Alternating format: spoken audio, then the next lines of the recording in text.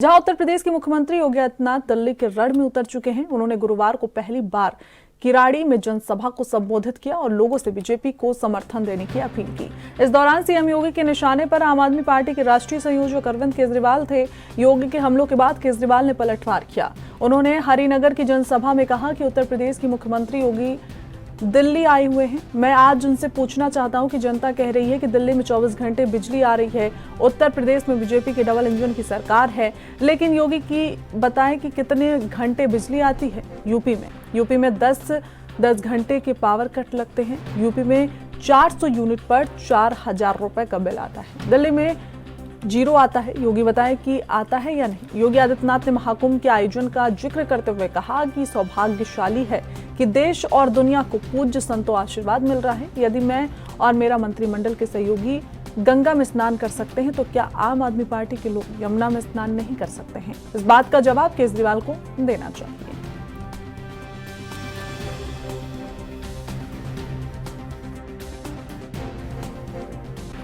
तो उत्तर प्रदेश के मुख्यमंत्री योगी आदित्यनाथ दिल्ली के रण में उतर चुके हैं। आपको बता दें कि कल उन्होंने पहली बार किराड़ी में जनसभा को संबोधित किया और लोगों से बीजेपी के समर्थन में वोट देने की अपील भी की। इस दौरान सीएम योगी के निशाने पर आम आदमी पार्टी के राष्ट्रीय संयोजक अरविंद केजरीवाल थे।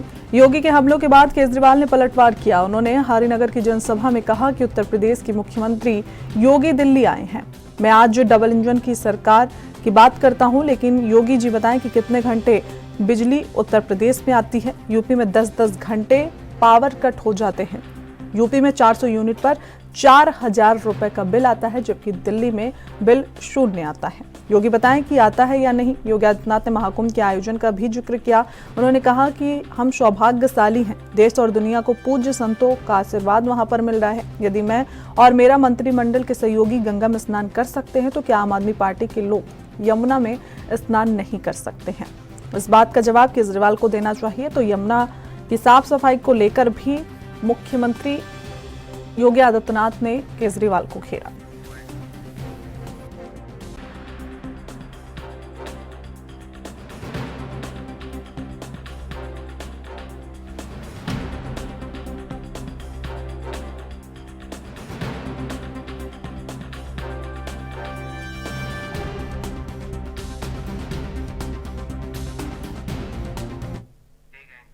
तो ज्यादा जानकारी के साथ हमारे संवाददाता राजीव तिवारी हमारे साथ दिल्ली से जुड़ गए हैं। राजीव, दिल्ली में देखिए सभी पार्टियों ने अपने स्टार प्रचारकों को भेज दिया है, चाहे वो बीजेपी हो या फिर आम आदमी पार्टी तो लगातार वहां पर प्रचार कर रही है, या फिर हम कांग्रेस की बात कर ले, लेकिन जो चर्चाओं में नाम रहा है वो योगी आदित्यनाथ का रहा। देखिए, यहाँ पर बात करें श्रेया, जिस तरीके से लगातार कहीं ना कहीं आम आदमी पार्टी की बात करें या भाजपा की बात करें या फिर कांग्रेस की बात करें, दिल्ली विधानसभा चुनाव के अंदर सभी पार्टियां जो है वो अपनी जोर आजमाइश जो है करती नजर आ रही है, क्योंकि दिल्ली की सत्ता हासिल करने के लिए एक दूसरे के ऊपर आरोप के साथ साथ कहीं ना कहीं बड़े बड़े वादे जो है वो भी किए जा रहे हैं। यहाँ पर बात करें आम आदमी पार्टी की और भाजपा की, तो कड़ी टक्कर जो है दिल्ली विधानसभा चुनाव 2025 के अंदर दोनों ही पार्टियों के बीच में देखने को मिल रही है। मगर अब जिस तरीके से स्टार कास्टों की बात करें तो स्टार कास्ट जो है दोनों ही पार्टियों की बात करें या फिर तीनों ही पार्टियों की बात करें, उनकी तरफ से लगातार उतरते हुए नजर आ रहे हैं दिल्ली विधानसभा चुनाव के मैदान के अंदर। कल जिस तरीके से भाजपा की तरफ से योगी आदित्यनाथ जो है वो दिल्ली विधानसभा चुनाव के अंदर जिस तरीके से उतरे और चुनाव प्रचार के दौरान उन्होंने जिस तरीके से आम आदमी पार्टी की आलोचना की, अरविंद केजरीवाल पर हमला बोला, उसको लेकर कहीं ना कहीं अब सियासत जो है वो और ज्यादा बढ़ती हुई नजर आ रही है। क्योंकि यहां पर बात करें भाजपा जो है वो लगातार आम आदमी पार्टी की कमियों को दिल्ली विधानसभा चुनाव के अंदर जनता के सामने रखने की पूरी कोशिश करती नजर आ रही है। वही काम जो है अब योगी आदित्यनाथ के द्वारा किया गया है, क्योंकि कल जिस तरीके से किराड़ी विधानसभा के अंदर जिस तरीके से योगी आदित्यनाथ पहुंचे और वहां पर उनके द्वारा कहीं ना कहीं यह कहा गया कि दिल्ली के अंदर किस तरीके की व्यवस्था है वो सबको दिखाई दे रही है। एनडीएमसी इलाके के छोड़ दे तो कहीं ना कहीं दिल्ली के अंदर किस तरीके के हालात बने हुए हैं, गंदगी का ढेर बना हुआ है, सड़कों की हालत खराब है, और इसकी जिम्मेदारी जो है वो आम आदमी पार्टी के मुखिया संयोजक यानी कि अरविंद केजरीवाल की है। मगर यहाँ पर बात करें अरविंद केजरीवाल की, तो अरविंद केजरीवाल भी अब योगी आदित्यनाथ के ऊपर हमलावर होते हुए नजर आ रहे हैं, क्योंकि यह कहा जा रहा है कि अरविंद केजरीवाल के द्वारा भी कि दिल्ली के अंदर जितनी सुविधाएं दी जा रही है आम आदमी पार्टी के द्वारा, योगी आदित्यनाथ यूपी पे यानी कि उत्तर प्रदेश के अंदर बिजली फ्री जो है वो दी जाए, मगर अभी तक दिल्ली की जनता को 200 यूनिट जो है वो फ्री जो है वो दी जा रही है। मगर अब दिल्ली के अंदर की बात करें तो दिल्ली के अंदर आम आदमी पार्टी जो है वो लगातार कहीं ना कहीं आरोप प्रत्यारोप के साथ साथ कहीं ना कहीं सुविधाओं को लेकर भी जनता के बीच में जा रही है। मगर यहाँ पर बात करें कल हरिनगर के अंदर जिस तरीके से आम आदमी पार्टी के संयोजक अरविंद केजरीवाल ने उत्तर प्रदेश के मुख्यमंत्री अरविंद योगी आदित्यनाथ के ऊपर हमला बोला है और यह भी कहा है कि उत्तर प्रदेश के अंदर सबसे ज्यादा बिजली का कट जो है वो लगता है, 10-10 घंटे का बिजली का कट जो है वो लगाया जाता है। और दिल्ली के अंदर जिस तरीके से फ्री बिजली दी जा रही है, क्या वो उत्तर प्रदेश के अंदर भी फ्री बिजली जो है वो दे सकते हैं क्या? क्योंकि 4,400 यूनिट जो है वो कहीं ना कहीं उसका बिल जो है वो 4,000 के करीब आता है। तो सीधे सीधे कहीं ना कहीं उत्तर प्रदेश की जनता को लूटने का काम जो है वो उत्तर प्रदेश की सरकार जो है वो करती नजर आ रही है। मगर यहाँ पर अरविंद केजरीवाल के द्वारा जिस तरीके से पलटवार किया गया है योगी आदित्यनाथ के ऊपर, उससे तो लगता है कहीं ना कहीं दिल्ली की सियासत जो है वो और ज्यादा गर्माती हुई नजर आ रही है। जी बिल्कुल राजीव, लेकिन देखिए जो पिछले चुनाव हुए हैं, चाहे महाराष्ट्र की बात कर ले या फिर हरियाणा की बात कर ले, तो जहां भी मुख्यमंत्री योगी आदित्यनाथ जा रहे थे तो उनका एक नारा था कि बटेंगे तो कटेंगे। ये रणनीति, ये फॉर्मूला उन्होंने आजमाया। तो इस बार क्या दिल्ली में भी यही फॉर्मूला है या फिर अलग कुछ देखने को मिला? देखिए यहाँ पर बात करें योगी आदित्यनाथ की, तो योगी आदित्यनाथ ने जिस तरीके से हरियाणा के अंदर जिस तरीके से चुनाव के अंदर कहीं ना कहीं एक रणनीति बनाई थी और उस रणनीति को कहीं ना कहीं कामयाबी होते हुए सबने देखा। यहाँ पर बात करें जिस तरीके से योगी आदित्यनाथ की, तो हरियाणा विधानसभा चुनाव के अंदर जिस तरीके से उन्होंने कहा था कि कहते हैं बटेंगे तो फिर कटेंगे, इस नारे को लेकर लगातार योगी आदित्यनाथ जो है वो कहीं ना कहीं अब दिल्ली के अंदर भी उतरते नजर आ रहे हैं। और जिस तरीके से दिल्ली विधानसभा चुनाव के अंदर पहली ही रैली के अंदर जिस तरीके से योगी आदित्यनाथ ने साफ कर दिया है कि दिल्ली की सरकार के ऊपर किस तरीके से भाजपा जो है वो हमला मारा है। और यहां तक कि भाजपा के उम्मीदवारों के लिए योगी आदित्यनाथ के द्वारा बिल्कुल कहा गया कि आम आदमी पार्टी ने अभी तक दिल्ली की जनता के लिए कुछ नहीं किया है और इसीलिए वो भाजपा के लिए वोट जो है वो मांगते हुए नजर आ रहे हैं। और अब देखना होगा योगी आदित्यनाथ के पहले दिन के बाद ही कहीं ना कहीं सियासत जो है वो बदल चुकी है और यहाँ पर अरविंद केजरीवाल डायरेक्ट योगी आदित्यनाथ के ऊपर हमला करते हुए नजर आ रहे हैं। यहाँ तक कि अब जिस तरीके से दिल्ली विधानसभा चुनाव की बात करें तो दिल्ली विधानसभा चुनाव के अंदर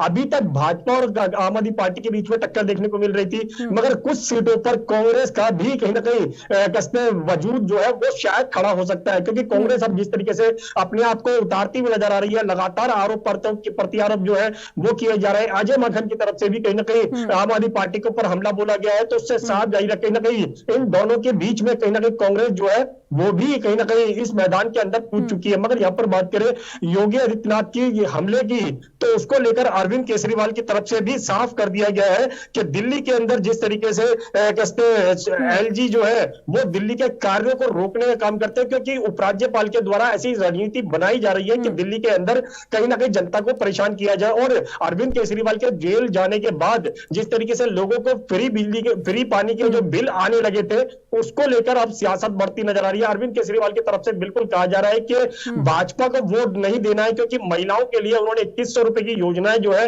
वो लेके आए हैं और महिलाएं जो है वो अपने अपने आदमियों को कहीं ना कहीं ये कंट्रोल करे ताकि जहां पर वो बोले वहां पर उनको वोट देना हो। मगर यहां पर बात करें कुछ समय के लिए मर्द जो है या फिर कहे आदमी जो है वो भटक जाते हैं, इस तरीके का शब्दों का इस्तेमाल जो है वो कहीं ना कहीं किया गया। मगर यहां पर बात करें आम आदमी पार्टी की, तो आम आदमी पार्टी जो है वो लगातार भाजपा के ऊपर हमलावर होती नजर आ रही है। मगर यहाँ पर योगी आदित्यनाथ के उतरने के बाद कहीं ना कहीं दिल्ली विधानसभा चुनाव के अंदर तो साफ जाहिर है कहीं ना कहीं और ज्यादा सियासत जो है वो बढ़ती नजर आएगी। और आज जहां पर बात करें योगी आदित्यनाथ की और अरविंद केजरीवाल की, दोनों ही कहीं ना कहीं एक दूसरे के ऊपर सीधा सीधा अटैक जो है वो करते नजर आ रहे हैं। जी बिल्कुल राजीव, देखिए एक बात जो है वो थोड़ी सी समझने वाली है यहाँ पर कि अरविंद केजरीवाल ये पूरी अच्छी तरीके से आम आदमी पार्टी ये बात समझती है कि अगर दिल्ली में उनकी सरकार नहीं बनती है तो फिर उनको काफी ज्यादा नुकसान झेलना पड़ेगा, कहीं ना कहीं उनकी जो पार्टी की जो वैल्यू है वो बहुत हद तक कम हो जाएगी। तो इस बार जिस तरह से बीजेपी और आम आदमी पार्टी वर्सेस वहां पर चल रहा था, लेकिन बीच में जो कांग्रेस की एंट्री हुई है, धुआंधार एंट्री बोल सकते हैं उसको,